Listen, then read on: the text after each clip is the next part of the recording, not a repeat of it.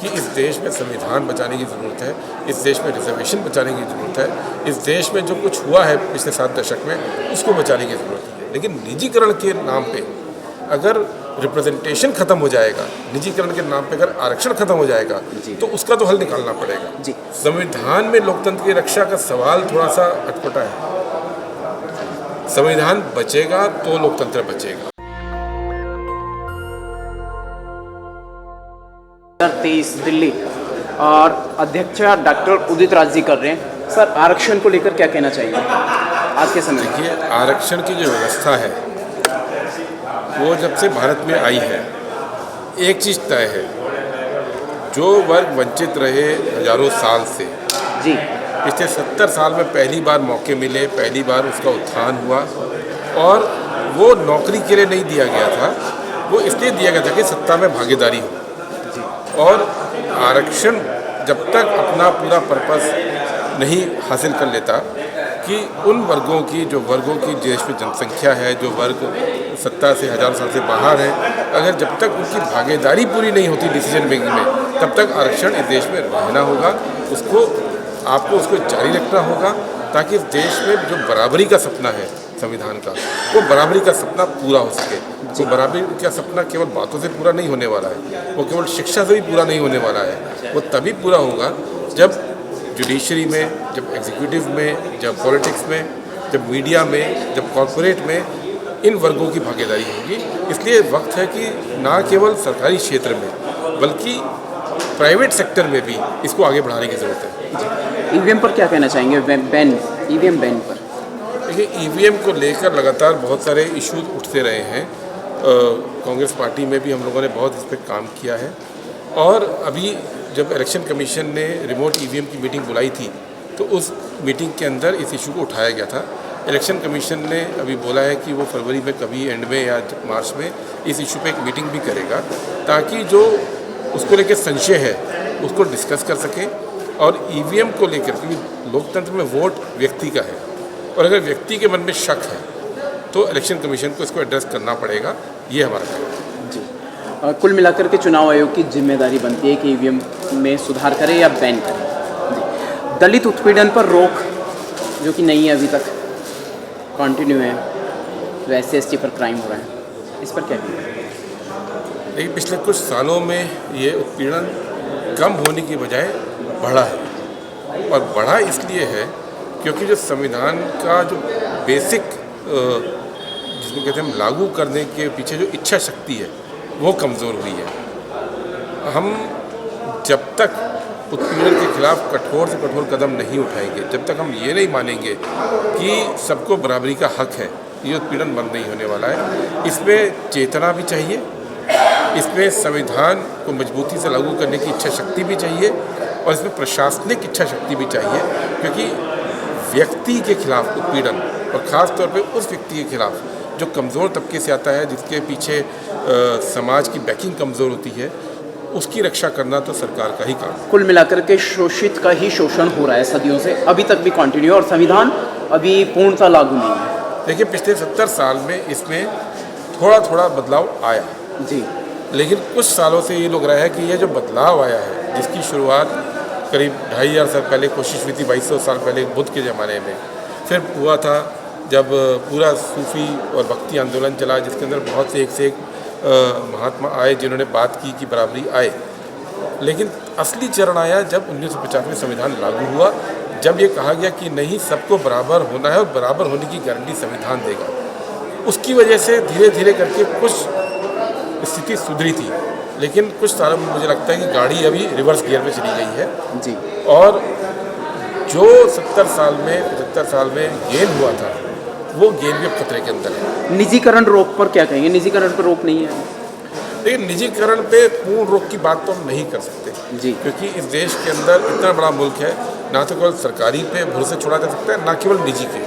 इसलिए शुरू से मिक्स इकोनॉमी की बात, कोऑपरेटिव इकोनॉमी की बात की है। लेकिन निजीकरण के नाम पे अगर रिप्रेजेंटेशन खत्म हो जाएगा, निजीकरण के नाम पे अगर आरक्षण खत्म हो जाएगा, तो उसका तो हल निकालना पड़ेगा। जी। निजी क्षेत्र में आरक्षण पॉसिबल बिल्कुल, या अपील की जा सकती है? नहीं, बिल्कुल पॉसिबल है।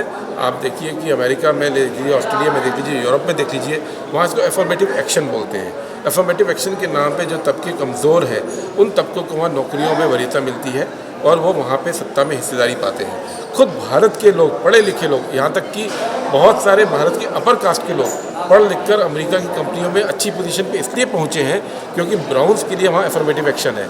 तो हमारे अपने लोग जो कि उच्च वर्ग से भी हैं, उच्च कास्ट से भी हैं, वो भी दूसरे देशों में जाके अफर्मेटिव एक्शन का फ़ायदा उठा रहे हैं। तो अपने देश में अफर्मेटिव एक्शन ना हो पाए, अपने देश में प्राइवेट सेक्टर में रिजर्वेशन ना आ पाए, इसका कोई कारण समझ में नहीं आता है। वो तो देर सवेर होना ही पड़ेगा इस देश में अगर बराबरी लानी है तो। जी, संविधान में लोकतंत्र की रक्षा, इस पर क्या कहेंगे सर? संविधान में लोकतंत्र की रक्षा का सवाल थोड़ा सा अटपटा है। संविधान बचेगा तो लोकतंत्र बचेगा। संविधान हमारा जो है वो लोकतंत्र की आत्मा है और इस संविधान को कमज़ोर करने की कोशिश अगर होगी तो निश्चित तौर पर लोकतंत्र कमज़ोर होगा, क्योंकि हमारा संविधान बहुत स्पष्ट रूप से कहता है वो आर्थिक बराबरी की बात करता है, वो शैक्षिक बराबरी की बात करता है, वो सामाजिक बराबरी की बात करता है, वो राजनीतिक बराबरी की बात करता है। ये लोकतंत्र में ही संभव है। जी, गोलमेज सम्मेलन से का थोड़ा स्पष्टीकरण करेंगे। आज ये गोलमेज सम्मेलन रखा गया है डॉक्टर उदित राज जी की तरफ से। ये स्पष्टीकरण की बात नहीं है। गोलमेज सम्मेलन जो है वो ऐसे इम्पॉर्टेंट एक इनिशिएटिव है जिसमें कि वो लोग जो कि सामाजिक न्याय में विश्वास करते हैं, वो लोग जो कि मानते हैं कि इस देश में बराबरी होनी चाहिए, उन लोगों को मुखर होकर समाज में दोबारा जाना पड़ेगा। उन लोगों को मुखर होकर ये बात करनी पड़ेगी कि इस देश में संविधान बचाने की ज़रूरत है, इस देश में रिजर्वेशन बचाने की ज़रूरत है, इस देश में जो कुछ हुआ है पिछले 7 दशक में उसको बचाने की ज़रूरत है। तो सर, मतलब आज़ादी के 75 साल लगभग हो गए हैं पूरे, ये अमृत महोत्सव बना रहे हैं। ऐसे में संविधान की रक्षा की बात बार बार क्यों आती है जबकि संविधान जो है बहुत पहले लागू हो चुका है 1950 में? जो संविधान बना, जो भारत के इतिहास में सबसे महत्वपूर्ण घटनाओं में से एक है जी, तब भी ऐसी कोई जुमलेबाजी इस्तेमाल नहीं हुई थी कि ये संविधान लागू होने से हम अमृतकाल बना रहे हैं या हम ये एक धीर गंभीर काम था जी। सदियों की असमानता को दूर करने के लिए कोशिश थी, स्वराज के माध्यम से बराबरी लाने की कोशिश थी। ये जो बड़े बड़े बोल होते हैं ना, ये बड़े बड़े बोल इसलिए इस्तेमाल करते हैं कि असल मकसद कुछ और होता है। असल मकसद आज की तारीख में ये देखना है कि बराबरी की जो लड़ाई है वो कमज़ोर क्यों पड़ रही है। आरक्षण को नौकरियां ख़त्म करने के माध्यम से, सरकारी नौकरियां ख़त्म करने से, PSU ख़त्म करने से आरक्षण कमज़ोर हो रहा है। उस पर बात करके अगर आप जुमलों पे जाएंगे कि अमृतकाल है या कुछ और है, तो मुझे लगता है कि मुख्य मुद्दों से हम भटकते नजर आएंगे। जी, तो सरकारें जनता को भटका रही हैं कुल मिलाकर के, तो मीडिया की क्या जिम्मेदारी रह जाती है इन्हीं सब मुद्दों पर? स्ट्रीम मीडिया जो कर रहा है वो सही कर रहा है। मैंने पहले ही बोला कि अगर बराबरी चाहिए इस देश में तो ना केवल आरक्षण हमें पढ़ाई में चाहिए, ना केवल वो नौकरी में चाहिए, वो राजनीतिक सत्ता में भी चाहिए, वो मीडिया में भी चाहिए, वो जुडिशरी में भी चाहिए। अगर ये आपके पास नहीं होगा तो वो आपकी आवाज़ सुनाई नहीं देगी। आज जो आवाज़ सुनाई नहीं देती है वो इसलिए है कि जो वंचित वर्ग हैं, जो दलित समुदाय है, जो ट्राइबल समुदाय है, जो इवन OBC समुदाय है, उसका प्रतिनिधित्व ही नहीं है मीडिया में। तो मीडिया तो अपना जिस समाज को के लोग वहाँ पे हैं उस समाज की आवाज़ है और वो आवाज़ वो सुनाता है सबको। तो जब तक कि आप मीडिया में इन वर्गों के लोग नहीं आएंगे ये स्थिति वैसे ही रहेगी। जी, एक बहुत ही गंभीर मुद्दा है, अंजलि हत्याकांड पर क्या कहेंगे?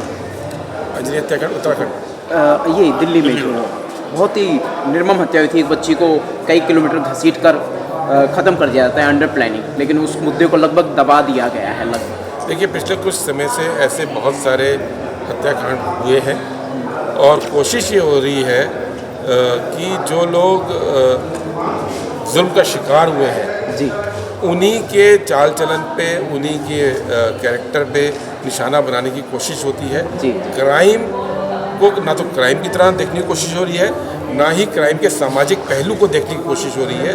ये जो परिवर्तन आया है ये घोर निंदनीय परिवर्तन है। जी। Sir, your intro please.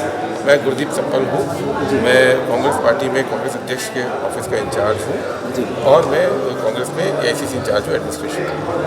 Sir, Rahul Gandhi ji Bharat जोड़ो यात्रा अभियान चला रहे हैं, क्या उम्मीद है, सफलता मिल रही है या किस हद तक? क्योंकि मोदी जी ने कल की उनकी गोदी मीडिया की ये न्यूज़ है कि मोदी जी जो चल रहे हैं वो सही चल रहे हैं और राहुल गांधी जी को दबा दिया गया है पूरी तरीके से। देखिए, जब ये यात्रा शुरू हुई थी तो लोगों ने बहुत इस पर क्वेश्चन मार्क लगाए। जी पूरे 5 महीने ये यात्रा चली, 4000 किलोमीटर के करीब चली। जी मीडिया ने इसको नहीं दिखाया। फिर भी इस देश का एक एक व्यक्ति जानता है कि ये यात्रा हुई है। इस देश का एक एक व्यक्ति जानता है कि ये यात्रा का संदेश भारत को जोड़ने का संदेश था। तो ये उस मीडिया की हार है जो मीडिया खबरों को दबाता है। जी और ये इस यात्रा के बाद 2-3 चीज़ें हुई हैं। एक, ये साबित हुआ है कि इस देश में विपक्ष है। जी बिल्कुल, विपक्ष दूसरा, है। ये साबित हुआ है कि आप बोलिए। डर का जो माहौल खत्म हुआ, जिसमें लोग बोलते कुछ नहीं थे, लोग डरते थे बोलने में, इस यात्रा के मार्फत लोग सड़क पर उतर कर आए हैं। यहाँ तक कि कश्मीर जैसे स्टेट में जहाँ दशकों से लोग सड़क पर नहीं उतरे थे, डर का माहौल यात्रा ने खत्म किया है। बाकी काम तो राजनीतिक काम है, वो करना पड़ेगा आगे। राहुल गांधी टिक पाएंगे इन सारे हालातों में विपक्ष के आगे? विपक्ष बुरी तरह से मुस्तैद है। देखिए, राहुल गांधी को उखाड़ने की कोशिश इस देश में बहुत हुई। जी बिल्कुल, पूरा मीडिया इसके लिए खरीदा गया, पूरा सोशल मीडिया के ऊपर कब्जा जमाया गया, पूरी बदनाम करने की कोशिश हुई। कोई और व्यक्ति होता तो शायद अंदर से टूट जाता। जी जी लेकिन जिस व्यक्ति के जहन में कोई सामाजिक परिवर्तन का सपना होता है, जिस व्यक्ति के जहन में ये समझ क्लियर है कि इस देश में सत्ता क्यों चाहिए, वो टूटा नहीं। और इसलिए राहुल गांधी को ना वो उखाड़ पाए हैं, बल्कि अब राहुल गांधी जो निखर कर आए इस यात्रा के बाद, उसकी बात तो मुझे लगता है कि लोगों के आम घरों में भी हो रही है। आप अगर लोगों से बात करेंगे तो लोग इस बारे में बातचीत कर रहे हैं कि ये जो चीज़ चुनौती खड़ी की गई है, ये लोकतंत्र में, इस देश में आम लोगों की आवाज़, जो आवाज़ सुनी नहीं जा रही थी और जिन तक सही आवाज़ पहुंच नहीं रही थी, उसको राहुल जी ने इकट्ठा किया है। नेशनल दस्तक की आपसे गुजारिश है कि अगर इसको बचाना चाहते हैं तो नेशनल दस्तक को सब्सक्राइब करने के लिए रेड कलर के सब्सक्राइब बटन को दबाएं, फिर बेल आइकन की घंटी दबाएं। नेशनल दस्तक को बचाने के लिए बहुत ज़रूरी है कि हर खबर को शेयर करें, लाइक करें, कमेंट जरूर करें।